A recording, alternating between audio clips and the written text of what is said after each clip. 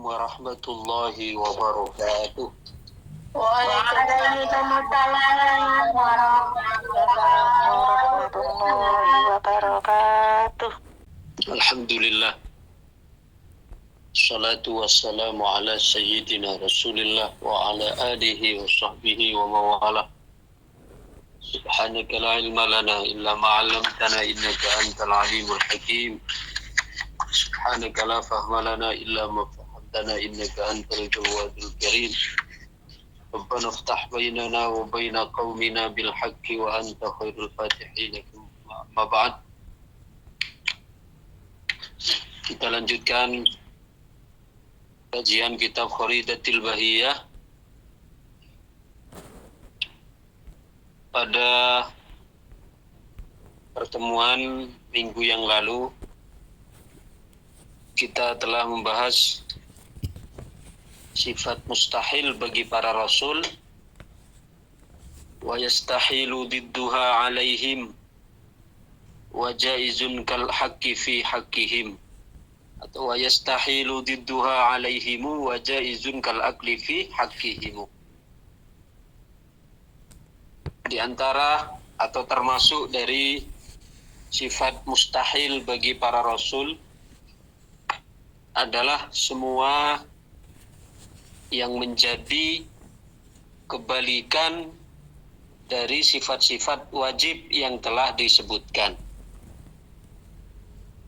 Karena sifat wajibnya itu 4, amanah, siddiq, tabligh, fatonah, maka itu artinya sebaliknya 4 sifat ini adalah otomatis sebagai sifat muhal atau sifat yang mustahil.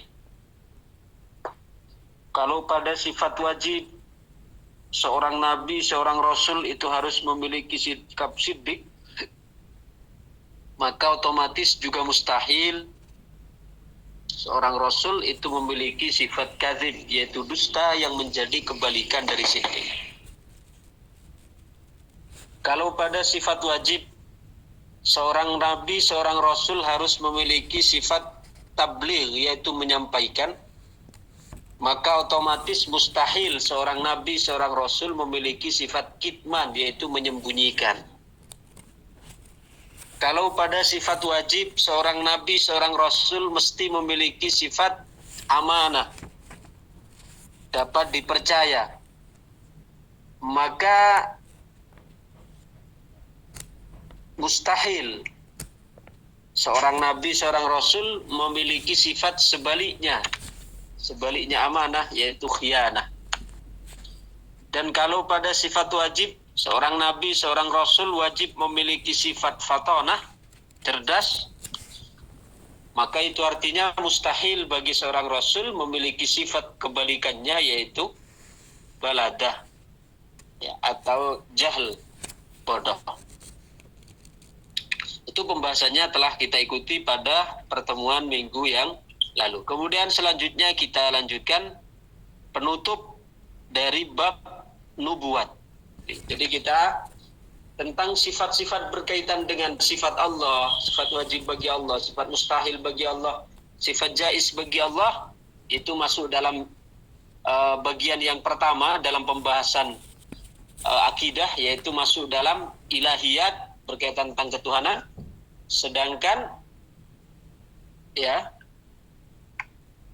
untuk sifat para nabi, para rasul, sifat wajib para nabi, para rasul, ya, siddiq, amanah, tabligh, fatonah, sifat mustahil bagi rasul, yaitu kitman, khianat, baladah, ya, khianat, maka itu masuk dalam sifat-sifat mustahil. Dan sifat jaiz bagi para rasul yaitu a'radul basyariyah, para nabi, para rasul itu mengalami hal-hal yang manusiawi seperti sakit, ngantuk, dan sebagainya, menikah, dan seterusnya.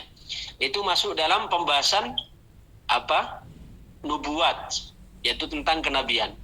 Satu bait lagi sebagai penutup dari bab nubuat ini, karena selanjutnya kita akan masuk pada bagian yang ketiga, yaitu sam'iyat, berkaitan dengan alam gaib, surga, neraka, hisab, mizan, dan seterusnya. Baik, kita lanjutkan dulu. Sebagai penutup dari bab nubuat ini, irsaluhum tafaddulun wa rahmatun lil alamina jallamu lin ni'mah. Irsaluhum utawi ngutusi Allah ing rasul. Irsaluhum utawi oleh ngutus Allah ing para rasul iku tafaddulun anugrah wa rahmatun lan rahmat lil alamina maring sekabehane alam. Jalla moho luhur sapa Allah mulin nikmati kang nundukake nikmat. Mulin nikmati kang nguwihi nikmat nggih. Mulin nikmati kang nguwihi nikmat. Irsaluhum tafaddulun wa rahmatun. Allah mengutus para nabi, para rasul itu adalah sebagai tafaddul, sebagai anugerah dari Allah.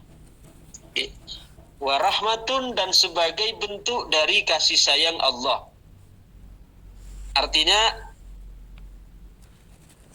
bahwa para nabi, para rasul itu diutus oleh Allah kepada manusia merupakan semata anugerah dan rahmat dari Allah. Artinya bukan wajib bagi Allah untuk mengutus nabi dan rasul, enggak. Seandainya Allah menghendaki tidak mengutus nabi dan rasul, boleh-boleh saja bagi Allah. Ya, dan Allah tidak dosa. Karena siapa yang mau membebani Allah dosa? Andaikan misalnya manusia ini tidak Allah utus nabi, tidak Allah utus rasul, tidak masalah bagi Allah. Tapi kenapa Allah mengutus para nabi, para rasul? Itu semata merupakan bentuk tafaddul, semata anugerah, semata rahmat dari Allah yang patut untuk kita syukuri. Irsaluhum tafaddulun wa ihsanun minallah. Jadi diutusnya para nabi, para rasul oleh Allah kepada manusia adalah semata karena anugerah kebaikan dari Allah Subhanahu wa taala, wa rahmatun lil alamina, dan menjadi rahmat bagi seluruh alam, wa laisa biwajibin alaih, dan itu bukan sesuatu yang wajib bagi Allah. Ya, artinya Allah mengutus para nabi, para rasul kepada manusia itu semata anugerahnya, semata kasih sayangnya. Karena andaikan Allah tidak mengutus para nabi, para rasul, Allah tidak masalah bagi Allah. Ya, karena mengutus para nabi, para rasul bukan bagian dari sifat wajib bagi Allah. Artinya Allah wajib mengutus para nabi, para rasul. Karena kalau nabi, rasul tidak diutus maka manusia akan tersesat. Enggak, bukan wajib bagi Allah. Diutusnya para nabi, para rasul itu semata tafaddulun wa ni'matun wa rahmatun.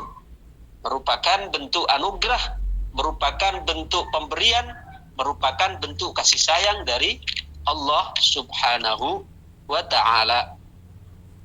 Walaysa biwajibin alaihi lima alimta annahu al-fa'ilul mukhtarul ladzi la haraja alaih.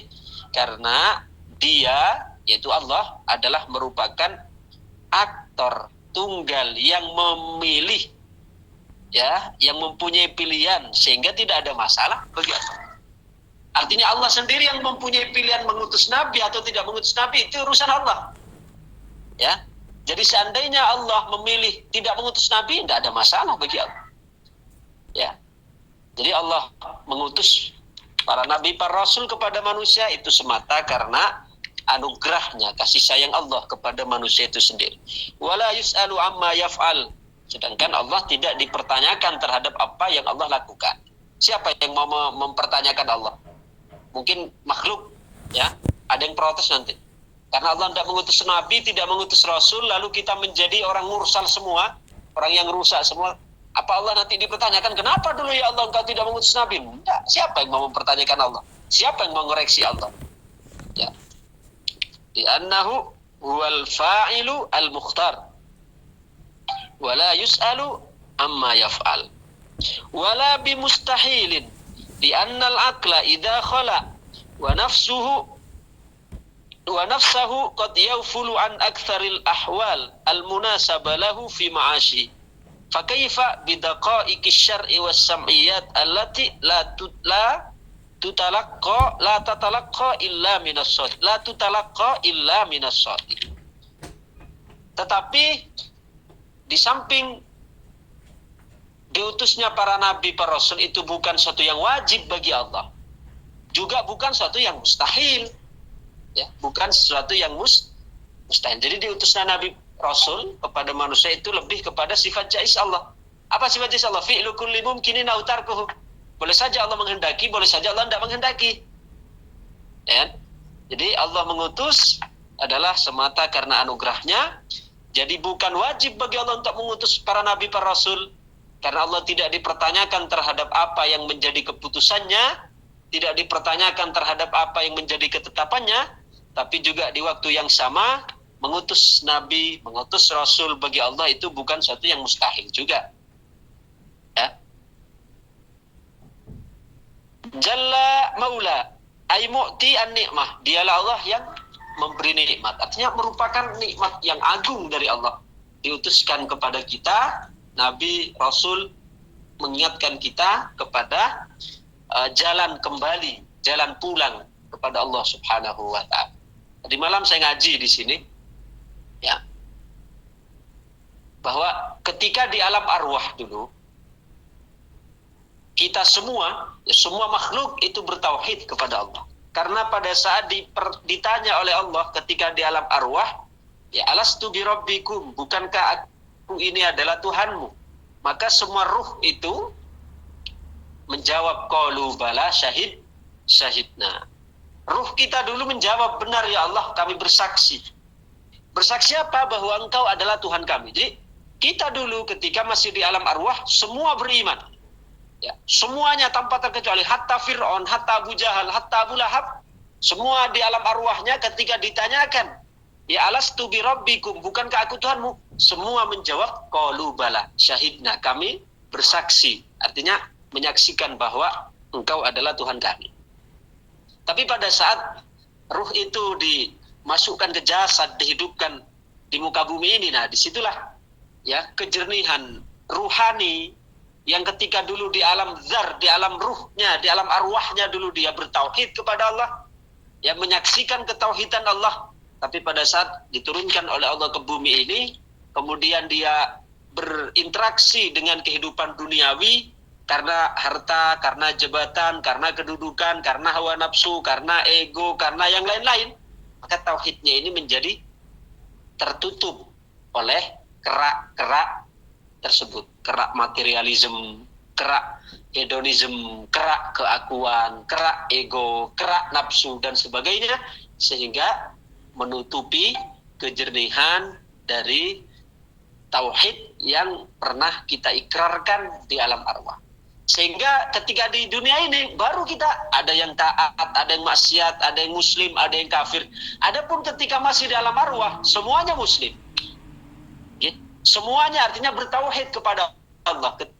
Ketika dikatakan qalu bala syahidna, ya alastu bi rabbikum, bukankah aku adalah Tuhanmu? Maka semua menjawab qalu bala syahidna, benar Engkau adalah Tuhan kami. Nah, tapi ketika diturunkan ke bumi, dihidupkan di dunia ini, ya, karena ketika sudah tertindih oleh dunia, tertindih oleh jabatan, tertindih oleh kedudukan, tertindih oleh nafsu, tertindih oleh ego, maka tauhid tersebut yang pernah diikrarkan, janji setia kita, ya ketika ditanya siapa, bukankah aku Tuhanmu, kita menjawab ya. Maka ketika di dunia ini tertindih oleh hal-hal yang disebutkan tadi menjadi apa? Menjadi tertutup dan tidak ingat kita terhadap janji setia yang. Maka Allah mengutus nabi, mengutus rasul yang diwariskan kepada para wali, kepada para ulama, itu sebenarnya untuk mengingatkan kembali, untuk membersihkan kerak-kerak tersebut supaya kita kembali dapat merasakan, mengingat sumpah setia kita, janji kita ketika ada di alam arwah dulu. Maka itu fungsinya para nabi, para rasul. Jadi Allah mengutusnya adalah merupakan suatu anugerah bagi kita semua, karena untuk mengingatkan kita, untuk menunjukkan kita jalan kembali pulang. Ya, pulang kepada Allah bagaimana. sehingga ditunjukkan kepada tauhid, dituntun menuju jalan yang lurus, dituntun menuju amal baik, dituntun menuju jalan-jalan kebaikan. Itulah fungsi dari para nabi, para rasul. Jadi merupakan nikmat yang agung dari Allah Subhanahu wa ta'ala. Jalla mulin ni'mah ay mu'tin ni'mah allati min ajliha sil ilaina, yang mana di antara nikmat yang agung yang Allah berikan kepada kita dalam konteks ini adalah Allah Subhanahu wa ta'ala telah mengutuskan seorang nabi, seorang rasul kepada kita untuk mengingatkan sumpah setia kita ketika masih di alam arwah. Falillahil hamdu ala dzalik wa ala kulli hal. Maka milik Allah Subhanahu wa ta'ala ya segala puji dan dalam setiap keadaan. Pun itu bab terakhir dari pembahasan bab nubuat. Kemudian sekarang kita pindah pembahasan yang ketiga, qismul ilahiyat, as-sam'iyat. Ya. Apa yang dimaksud sam'iyat? Ya. Sam'iyat itu dari asal kata as-sama'. Sama artinya mendengar. Ya. Kenapa pembahasan ilmu tauhid yang ketiga itu membahas tentang sam'iyat? Apa itu sam'iyat? Sam'iyat itu berkaitan dengan alam gaib, alam kubur, alam akhirat, nikmat kubur, siksa kubur, hisab, mizan, sirat, surga, neraka, kenikmatan surga, siksa neraka, itu namanya masuk dalam pembahasan sam'iyat. Ya. Kenapa disebut sam'iyat? Sam'iyat dari kata as-sama', mendengar. Ya. Karena untuk memahami bab ini berkaitan dengan alam gaib tadi, alam kubur, alam barzah, nikmat kubur, siksa kubur, ya, kemudian dibangkitkan, kemudian digiring ke mahsyar, kemudian ditimbang amal, meniti sirat, ya, meniti jembatan sirat, kemudian ada surga, ada neraka. Disebut sam'iyat pembahasan ini semua karena untuk memahaminya itu mutlak berdasarkan as-sama', pendengaran. Yaitu pendengaran apa maksudnya? Berdasarkan apa yang kita dengar dari Al-Quran maupun dari sunnah, dari hadis Nabi. Jadi tidak ada celah bagi akal untuk memahami itu semua, alam gaib itu, kecuali mesti melalui wahyu yang Allah sebutkan dalam Al-Quran atau melalui sabda Nabi Sallallahu Alaihi Wasallam. Maka babnya, pembahasannya disebut dengan bab apa? Sam'iyat. Sam'iyat, yakni berkaitan dengan pendengaran. Kenapa disebut sam'iyat? Karena untuk memahaminya, memahami hal-hal yang gaib tadi, ya, itu tidak bisa kita menggunakan akal, tapi mengikuti apa yang kita dengar dari keterangan hadis dan apa yang diterangkan dari Quran, sehingga disebut sam'iyah. Paham gak? Ini rahasianya, maka saya sampaikan. Bab berkaitan tentang itu semua disebut pembahasan sam'iyat. Wa yalzamul imanu bil hisabi wal hasyri wal iqabi was sawabi. Nah, ini panjang nanti bahasanya, satu bait, tapi nanti pembahasannya akan panjang. Seperti kita ketika membahas 4 sifat Rasul kan, 1 bulan kita bahas, padahal hanya satu syair. Nah ini juga wa yalzamulan wajib opo al imanu iman bil hisabi kelawan tino hisab, perhitungan amal, wal hasyri lan tino kumpul, wal iqabilan siksa was sawabilan balasan. Dan juga wajib beriman kepada hisab, ya, perhitungan amal, perkumpulan, balasan, pahala maupun siksa. Nah, sekarang kita bahas satu-satu. Al-imanu bil hisab. Walamma kanat mabahithu hadzal fanni thalathah. Karena pembahasan ilmu tauhid ini adalah objeknya membahas 3 pokok bahasan. Pertama, ilahiyat, berkaitan dengan ketuhanan. Ya, berkaitan dengan ketuhanan. Yakni berkaitan dengan ketuhanan, bahasanya apa? Mencakup apa? Bahas tentang sifat wajib bagi Allah, sifat mustahil bagi Allah, sifat jaiz bagi Allah. Sekedar di sini masih ada. Allahu Akbar, Allahu Akbar. Kita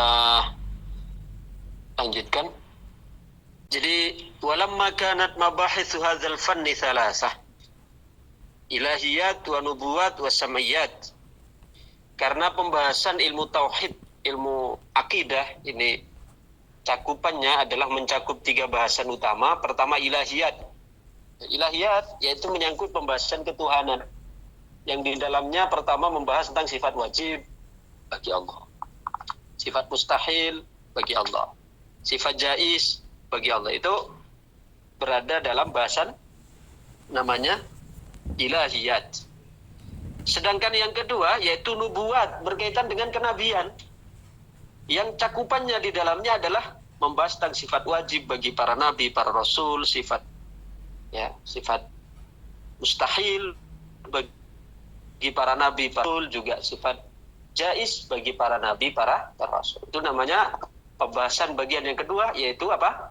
Nubuat, yang kita selesaikan tadi. Kemudian selanjutnya liputan atau cakupan ilmu akidah yang ketiga, yaitu namanya sam'iyat. Sam'iyat yaitu berkaitan dengan alam-alam gaib, berkaitan dengan surga, neraka, hisab, mizan, sirat, kubur, dan seterusnya.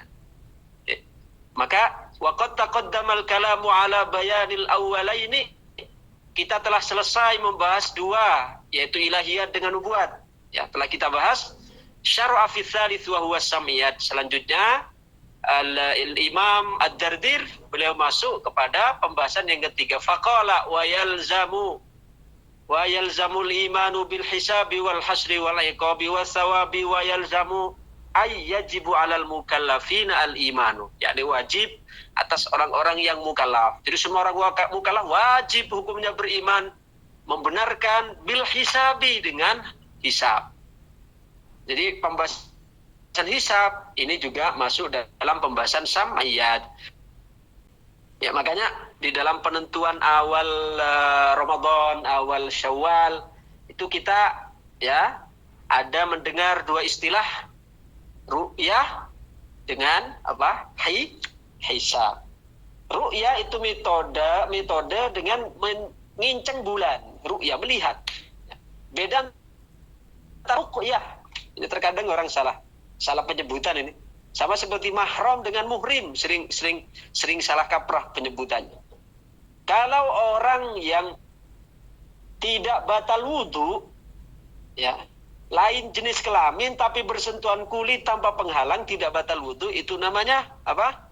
Mahram. Kita kan sering nyebutnya apa? Muhrim toh. Kita sering muhrim nyebutnya. Oh, dia bukan muhrim.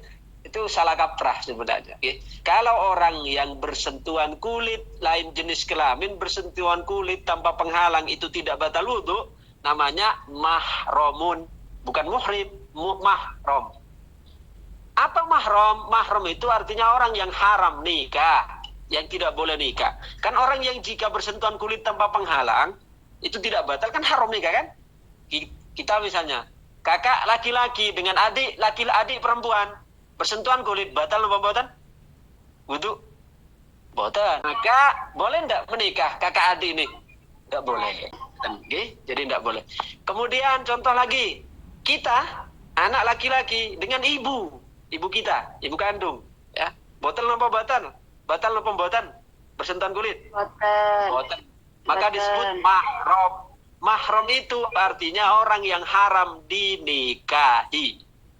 Okay, orang yang haram dinikahi. Kemudian kalau muhrim itu artinya orang yang sedang melakukan ibadah haji atau umrah. Orang yang sedang melakukan rangkaian ibadah haji atau umrah itu disebut muhrim. Yang sedang pakaian putih, tawaf, sa'i, itu namanya muhrim. Nah, kita sering salah kaprah. Dia bukan muhrim. Apa tadi yang kita bahas? Hisab.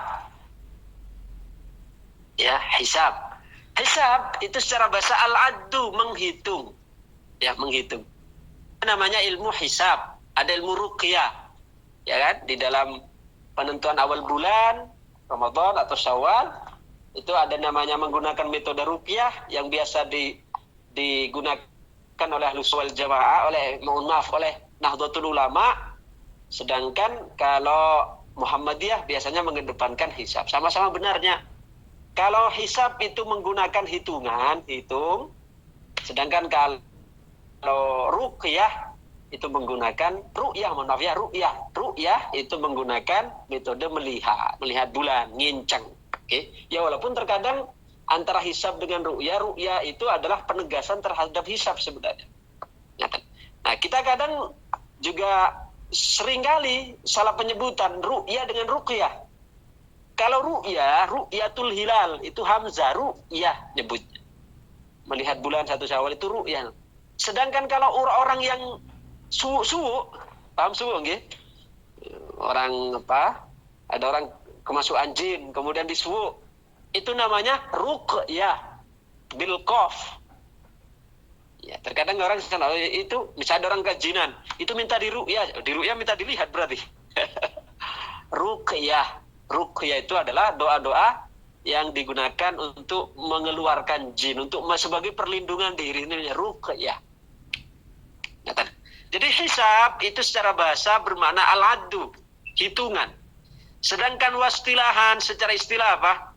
Tauqifullahi ibadahu fil mahsyar ala a'malihim fi'lan au qawlan au i'tiqadan tafsilan bi ayyukallimahumullahu ta'ala bi kalamin qadimin laisa bi harfin wala sautin bi ayyuzila anhumul hijaba hatta yasma'u.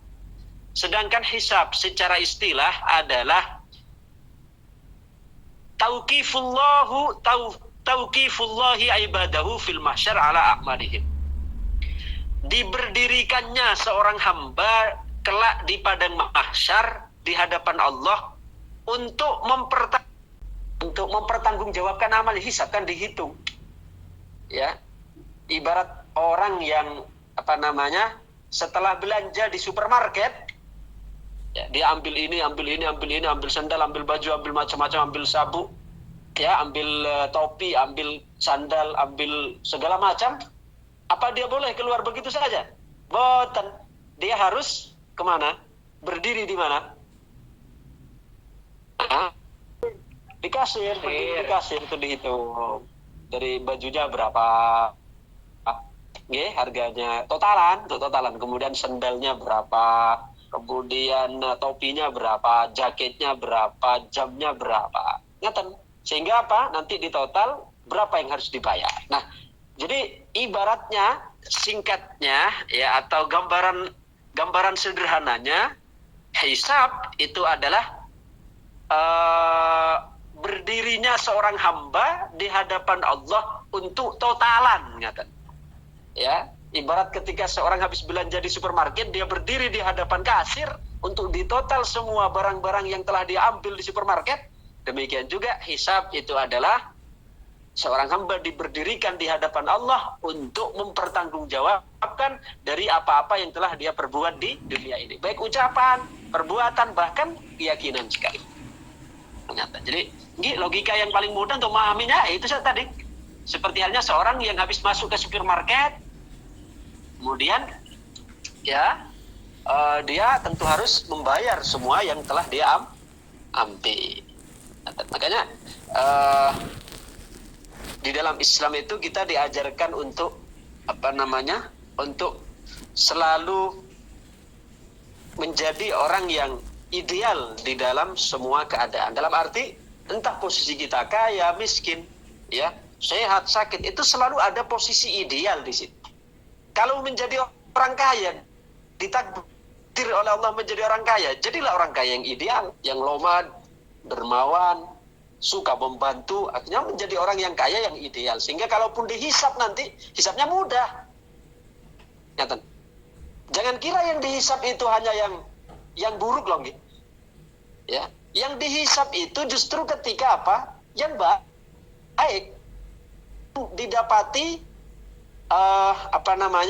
didapati mana lebih berat antara kebaikan dengan keburukan. Memang ada orang yang masuk surga tanpa hisab, seperti yang pernah saya bahas kemarin. Ada 70.000 orang yang akan masuk surga tanpa hisab. Yang pemegang benderanya itu siapa kemarin? Sinten? Sayyidina Abu Bakar As-Siddiq. Jadi yang megang, ya, yang megang benderanya orang-orang dari umatnya Rasul yang akan masuk surga bi ghairi hisab, itu adalah umatnya Sayyidina Abu Bakar As-Siddiq. Nah, orang masuk surga ada yang tanpa hisab. Juga begitu, ada orang yang masuk neraka yang tanpa hisab. Ya. Siapa itu? Ya orang-orang kafir, orang-orang musyrik. Ngapain mau dihisap? Sudah tidak ada amal baiknya. Jadi orang yang dihisap itu orang yang antara kebaikan dan keburukannya masih ditimbang. Tapi kalau orang sudah lebih berat keburukannya, orang kafir misalnya, apanya yang mau ditimbang lagi? Sebagaimana orang yang sudah kebaikannya semua, ya, maka apanya yang mau ditimbang? Seperti Abu Bakar, tidak ditimbang lagi. Ibaratnya orang mau masuk ke dalam pesawat sudah tidak perlu check in. Ya kan saya berikan contoh orang kan. Kalau kita mau masuk pesawat tidak tanpa check in, enak itu melalui jalur khusus. Ya, melalui jalur khusus yang kelas VIP itu biasanya tamu-tamu kehormatan negara, misalnya ada perdana menteri dari mana atau presiden mana ya datang, tamu kehormatan negara bisa akan dilewatkan di tempat itu. Dan di situ tidak ada lagi namanya check in namanya, enggak, langsung didudukkan, bahkan digiring langsung ya diiring diarak ke pesawat dengan menggunakan karpet merah bahkan kemudian langsung didudukkan di kursi pesawat kelas bisnis ya. Itu tidak perlu check in di situ. Itu ibaratnya orang-orang yang masuk surga bighairi hisab. Sedangkan untuk orang-orang yang biasa ya, seperti kita ya harus check in, ditimbang dulu, diperiksa dulu, mau masuk disuruh masuk di itu ya, diperiksa dulu, jangan-jangan bawa besi atau bawa alat senjata tajam dan sebagainya, diperiksa tuh. Bahkan kadang kita ditimbang dulu ya, ditimbang dulu. Nah, jadi hisab itu adalah ditimbangnya amal. Ya. Jadi kalau kita ingin jadi hamba Allah, jadilah hamba Allah yang ideal, dimanapun posisinya bisa menjadi hamba yang ideal. Dijadikan orang kaya, jadilah orang kaya yang ideal, yang dermawan, yang loman, suka membantu orang. Sehingga apa? Kalaupun nanti dihisab oleh Allah, karena kita belum ditentukan oleh Allah sebagai orang yang masuk surga tanpa hisab, kalaupun masih kita dihisab oleh Allah, tapi kalau jadi orang kaya yang dermawan, minimal hisabnya itu mudah. Makanya ada satu doa di dalam wudhu ketika kita membasuh tangan kanan, apa doanya? Allahumma hasibni hisaban yasira. Ya Allah, hisablah kami dengan hisab yang mudah. Ya, kalau misalnya punya harta dan jadi orang kaya diposisikan oleh Allah sebagai orang kaya, dia dermawan, mudah hisabnya. Hisab yasir. Nah, kan? Jadi kalau misalnya sekarang diposisikan sebagai orang miskin, jadilah orang miskin yang ideal juga. Bagaimana? Jadi orang miskin yang sabar. Karena ada seorang mengadu kepada gurunya ya, tentang hidupnya yang melarat. Guru, saya tidak memiliki peluang seperti orang yang kaya, dia dapat infak ini, infak itu. Maka gurunya memberikan jawaban, "Nak, kalau kamu masuk supermarket, ya, kamu mengambil banyak barang-barang di situ. Kemudian setelah kamu mengambil barang-barang itu, apakah kamu keluar begitu saja? Enggak, tapi kamu nanti harus berdiri di hadapan kasir. Sedangkan kalau kamu masuk ke supermarket, kemudian kamu tidak punya uang untuk beli. Masuk, kemudian apakah mesti harus berdiri di depan kasir? Kita masuk hanya meriksa saja. Boten, apa yang mau diperiksa? Kita tidak ambil apa-apa di situ. Oke, akhirnya keluar begitu saja dengan lancar. Tapi kalau kita sudah gaduh ngambil, keluar tanpa bayar, kira-kira diapakan sama satpam itu? Itulah kira-kira gambarannya. Jadi hisab itu adalah diberdirikannya hamba di hadapan Allah untuk dihitung amal-amalnya, baik amal maupun ucapannya, bahkan keyakinannya, bahkan secara terperinci loh, terperinci nih, bukan hanya sedetail. Bahkan salah seorang ulama tafsir ketika menafsirkan summa la tus'alunna yauma idzin 'anin na'im di surat Al-Takatsur itu ya, pada hari itu yaitu hari kiamat akan ditanyakan, sungguh akan ditanyakan kepadamu tentang nikmat-nikmat. Nikmat apa? Semua nikmat. Nafas kita, sehat kita, masa muda kita, masa senggang kita, harta kita, bahkan makanan kita. Makanan yang kita beli misalnya dimakan itu. Coba, karena dihisab itu begitu detail. Makanya kita tidak bisa bayangkan bagaimana susahnya kalau kita tidak banyak introspeksi mulai sekarang. Maka kita selalu berdoa, Allahumma hasibni hisaban yasira. Itu adalah pembahasan tentang hisab. Kiranya ini saja dulu, mudah-mudahan menjadi tambahan ilmu yang manfaat, barokah maslahat fid dini wa dunya wal akhirah. Amin amin ya rabbal alamin. Allahumma shalli wa sallim wa barik ala sayyidina Muhammad wa ala alihi washabbihi wa barik wa sallim ajmain. Alhamdulillahi rabbil alamin. Hamdan yuwafi ni'amahu wa yukafi masjidah ya rabbana. Amin. Allahumma lakal hamdu kama ta'ala Muhammad wa kama ta'ala wa filana muslimin kama ta'ala. Amin. Rabbana atina fid dunya hasanah wa fil akhirati hasanah wa qina adzabannar. ربنا هب لنا من ازواجنا وذرياتنا قرة اعين واجعلنا للمتقين اماما صلى الله عليه وسلم وعلى اله وصحبه سبحان ربك رب العزة عما يصفون وسلام على المرسلين لله رب العالمين. الفاتحة. أعوذ بالله من الشيطان الرجيم. بسم الله الرحمن الرحيم. الحمد لله رب العالمين الرحمن الرحيم مالك يوم الدين إياك نعبد وإياك نستعين اهدنا الصراط المستقيم صراط الذين أنعمت عليهم غير المغضوب عليهم ولا الضالين.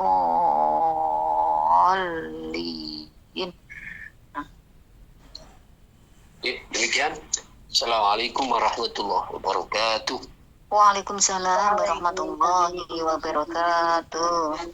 Ini ada pertanyaan dari teman. Teman itu biasanya kalau diingatkan kan suka seperti ini. Kalau ada sesuatu yang kiranya itu gak baik atau baik, kawan itu suka ngomongnya gini. Yang penting kan hatinya, seperti itu. Yang penting kan hatinya, seperti itu. Nah saya itu gimana kalau yang penting hatinya itu, saya itu juga pernah ingat ngaji itu apa-apa hatinya, karena bahkan Nabi itu kan enggak semua pakai hati, semua kan juga ada prakteknya. Gimana menyikapi yang seperti itu agar misalkannya saya tahu. Terima kasih. Assalamualaikum warahmatullahi wabarakatuh. Assalamualaikum warahmatullahi wabarakatuh. Pernyataan semua tergantung hatinya itu satu sisi memang ada benarnya, karena memang Rasul menyebutkan bahwa ala inna fil jasadi mudghah, bahwa di tubuh ini ada satu, bahkan baiknya anggota tubuh, yaitu di akhir Rasul menyebutkan ala wahiyya al-qalb, penentu itu adalah hati. Ya memang kita ada orang sholat misal, ada orang sholat, ada orang ibadah, tapi hatinya bukan karena Allah, maka ibadahnya itu kan hilang kan. Tapi, nah ini yang harus kita garis bawah. Karena makanya saya di awal tadi menyebutkan pernyataan semua tergantung hatinya itu benar. Tapi terkadang kita yang mengatakan itu yang justru ada kepentingan terselubung di situ. Terkadang lagi, yaitu di antara kepentingan terselubungnya misalnya karena kita ingin mencari pembenaran dari kita melakukan kesalahan, misal melakukan dosa, tapi kita dalam keadaan terpojok, maka jurus terakhirnya apa? Kita untuk mencari pembenaran. Walah, semua kan tergantung hatinya. Ya, padahal kalau kita mau jujur, sebenarnya kalau hati benar, maka anggota badan juga akan menjadi benar. Maka hadis yang saya sampaikan tadi, idza saluha sairul jasad. Kalau hati memang betul-betul bagus, maka anggota tubuhnya, kelakuannya juga akan menjadi bagus.